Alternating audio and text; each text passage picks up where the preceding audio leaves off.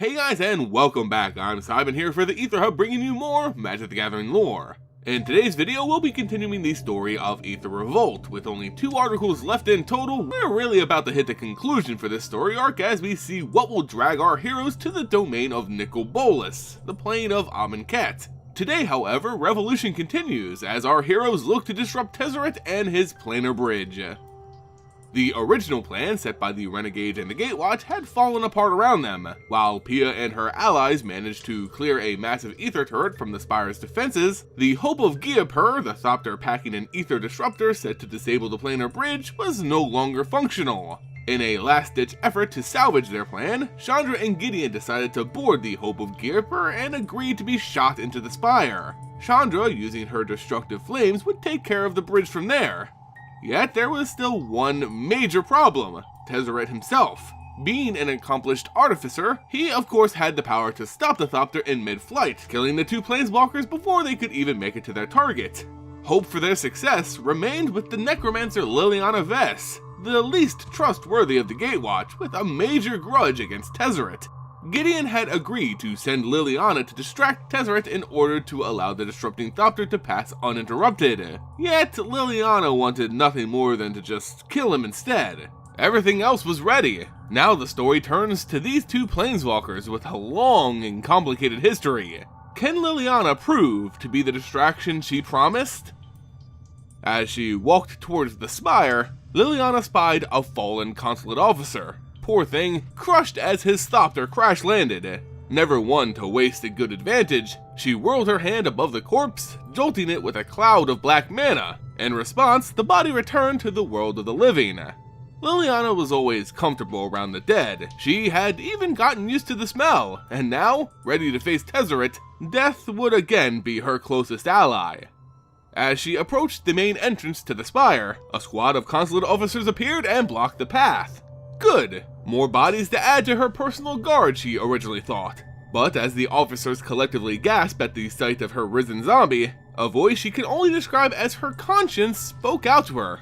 It sounded strangely like Jace or Gideon. She hoped it wasn't actually the Mind Mage interfering, but she had promised not to kill unless totally necessary, and these guards could be dispatched without such harsh treatment. As their swords and shields were raised, Liliana commanded dark magic to grab each and every one of the soldiers by the throat. They struggled for breath, dropping their arms and clenching their chests. It would be so easy for her. Just a quick snap and she'd have a slew of zombies at her command. But the lectures of the Gatewatch must have gotten to her. She released her hold on the guards just before death was ensured, leaving them knocked out cold, but at least alive. She took her only zombie and continued to Tezzeret's chamber. When she stepped through the large door, she was greeted by a huge circular device, spinning, pulsing, and glowing with the flow of ether that powered it. This was the Planar Bridge, huge and all-important, with a man standing right at its entrance, Tezzeret. The man who controlled an entire plane in order to get his metal claw on this machine. But for what? What did he plan to do with such a device? These were questions for others to answer. Liliana needed to know just one thing: will Tezzeret scream before he died? To Liliana, this was hardly about a Planar Bridge, or Kaladesh for that matter. This was revenge. Years ago, she had helped the Dragon Planeswalker Nicol Bolas track Jace and Tezzeret down, a job that found her and Jace forming an emotional connection, and that saw Tezzeret torture Jace within an inch of his life. Nicol Bolas helped Liliana lose her soul to 4 demon lords. Tezzeret caused her to lose someone she could have cared about. In her eyes, both deserved to die. She approached, but of course Tezzeret saw her coming. Yet he was unsure who she represented at this time. Who sent her? No one sent her, she came as a volunteer of the Gatewatch, the very concept of which caused Tezzeret to break out into laughter. Liliana being a part of it just made it even more hilarious. Tezzeret again tried to turn the situation against Liliana, using psychological tricks in order to flood her mind. How could you be so sure that she wasn't sent here by someone? Maybe not Nicol Bolas, but Jace Beleren. Maybe he had sent her. Maybe the Gatewatch had her wrapped around their finger, not the other way around. Liliana couldn't be totally sure, but she sent a bolt of black energy coursing towards Tezzeret either way. After he was dead, she'd figure it all out. However, Tezzeret had planned for a great number of contingencies, and he batted away the spell with his metallic arm, something non-living that couldn't decay or die. Tezzeret turned to a pile of what looked like random scraps of metal, coursing his own magic through it, causing a human-sized automaton to lurch out from underneath. This spell left Tezzeret winded, her opening. Liliana sent a wave of death magic towards the artificer, which pulled at his very soul. She played with his life force like it was a wisp of her own making. It was fun watching him struggle for breath, knowing death was soon at hand. Just then, a hawk-sized thopter controlled by Tezzeret slammed into the side of the necromancer's temple, sending her off balance and bleeding. The spell broke, and Tezzeret slowly caught his breath. Tezzeret's metal monster met Liliana's summoned zombie near the center of the room. The two creations duked it out in a mirrored fight of their own, allowing the two planeswalkers more time to converse as they traded spells. Finally, Tezzeret realized that he really didn't send her. Not Jace, but him. The one he feared most of all, Nicol Bolas. It was the reason he was here on Kaladesh, the reason he relentlessly hunted for this Planar Bridge. It was just another chore of the ancient dragon planeswalker. Liliana could hardly be surprised. Tezzeret had, on a number of occasions, worked with Nicol Bolas, but always with disdain. Even now, Tezzeret only did this task as to pay off his debt to the dragon. He did, after all, save and restore Tezzeret's mind after Jace Beleren obliterated it. Yet even now, even working for Nicol Bolas, Liliana could see he had bigger plans in mind. Plans to turn the table on his forced master.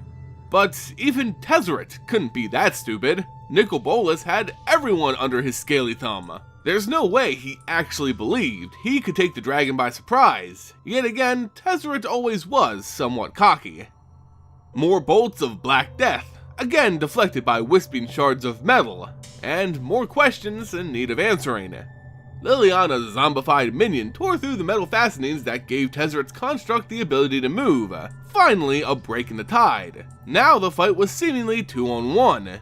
One well-placed exchange left Tezzeret winded enough to allow the zombie to pin him to the floor. Liliana took the heel of her boot and placed it at the planeswalker's throat, applying just enough pressure to cause him to gasp. He needed to answer her questions now.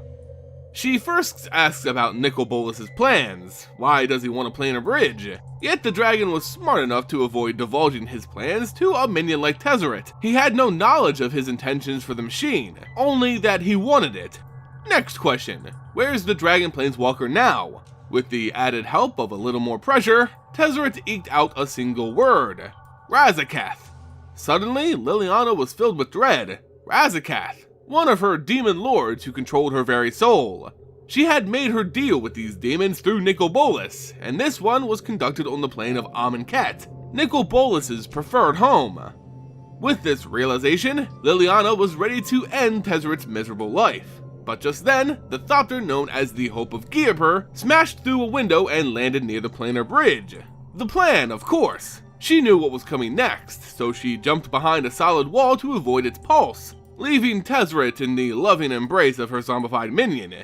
But as she peered beyond the wall, she didn't see the glow of blue she expected from the ether device, but rather she saw fire. It was Chandra, burning with a fury she's never seen before, and Gideon, holding her tightly. Chandra was finally letting go, just as before when she almost torched herself and everything around her when she faced Baral. Her fires were burning hotter than anything she had ever experienced. Before, Nizzah had calmed her down, dimming the flames before she killed herself. Now, however, she was nestled in Gideon's protective embrace. Glowing white magic covered them both, protecting them from most of the fire's damaging heat. The heat intensified as the wall Liliana had used for cover began to crumble away. The fire exploded through every corner of the room, rocking the building to its very foundation and exposing it to the raw nature just outside the walls.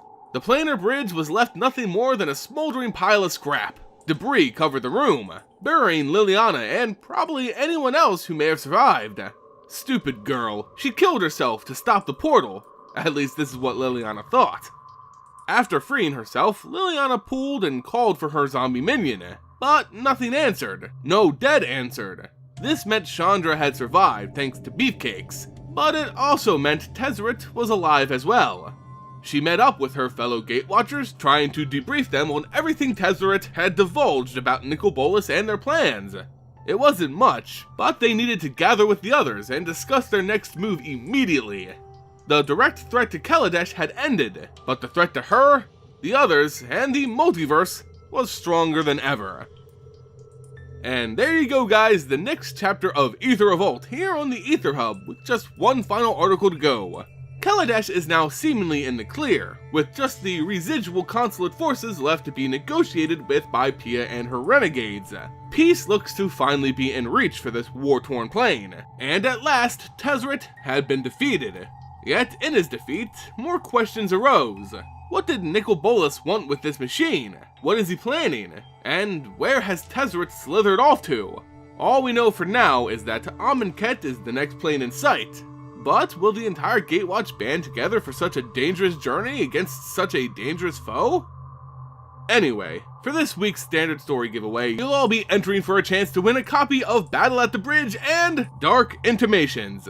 I know, the card isn't very good right now, but give it time. Come Amonkhet, this may be super playable. So why not grab yourself a free copy right now? To enter for your chance to win these cards, all you have to do is be a subscriber to the channel and leave a comment on this video. I'll select one of those comments at random and announce them at the end of my next giveaway lore video.